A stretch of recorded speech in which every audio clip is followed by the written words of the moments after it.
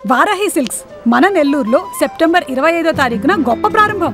జగన్ చిన్న పిల్లాడో లేక తానొచ్చిన ఫ్యాక్షన్ కుటుంబమే అలాంటిదో తెలియదు కానీ ఆయన అనుకున్నది అనుకున్నట్లు జరిగిపోవాలి.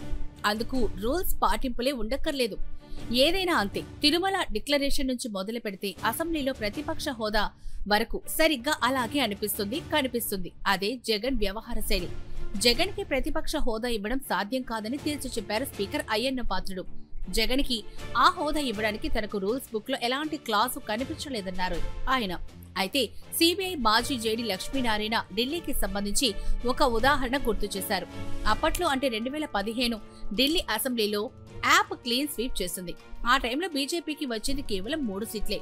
కానీ Delhi speaker BJP MLA Vijendra గుప్తాను ప్రతిపక్ష నాయకుడిగా అంగీకరించారు అన్న వార్త తెరపైకి తెచ్చారు. ఇదిలా ఉంటే మరో వార్త ఏంటంటే తాము సభలోకి వస్తాం కానీ మాట్లాడడానికి కావాల్సినంత సమయం ఇవ్వాలని కోరుతున్నారు జగన్. కానీ రాకుండానే టైం ఇవ్వరన్న గ్యారంటీ ఏంటి? వస్తే కదా తెలిసేది. ఇది ఎలా ఉందంటే జగన్ 10th తప్పిన పిల్లలు ఆ కాసిన్ని మార్కులేసి మమ్మల్ని పాస్ చేయొచ్చు కదా అని అడిగినట్టుంది అంటారు కొందరు. ఇంకా లేటెస్ట్ అప్డేట్ ఏంటంటే కొందరు చెప్పేదాన్ని బట్టి చూస్తే అసలు జగన్ కి ఉన్న ఆ ఎమ్మెల్యే పదవి కూడా ఊడిపోయేలా ఉంది చూస్తుంటే.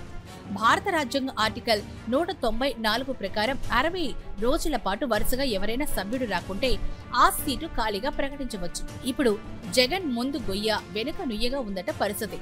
ఎంత మాత్రమైనా హ్యాపీగానే లేరు. ఒక సమయంలో జగన్ తన ఎమ్మెల్యే సీటుకు రిజైన్ చేసి ఎంపీగా పోటీ చేయాలని చూస్తున్నట్టు సమాచారం. అలాగైనా తనకి తలవంపులు తప్పుతాయి అన్నది ఆయన ఆలోచనగా తెలుస్తోంది. మిగిలిన వారి చేత కూడా రిజైన్ చేయించి ఉప ఎన్నికలకు పోవాలన్నది జగన్ ఎత్తుగడ. మరి వాళ్ళు అందరూ ఓడిపోతే పరిస్థితి ఏమిటి అన్నది ఎవరికి అంతు చిక్కడం లేదు. ఎందుకంటే అధికార పార్టీ తలుచుకుంటే చివరికి పులివెందల్లో తన స్థానంలో పోటీ చేసే అవినాష్ కూడా ఓడిపోతే తర్వాత జగన్ పార్టీ ఆయన ఉనికే ప్రశ్నార్థకం కాగలదు అన్న మాట వినిపిస్తోంది రాజకీయ వర్గాల్లో.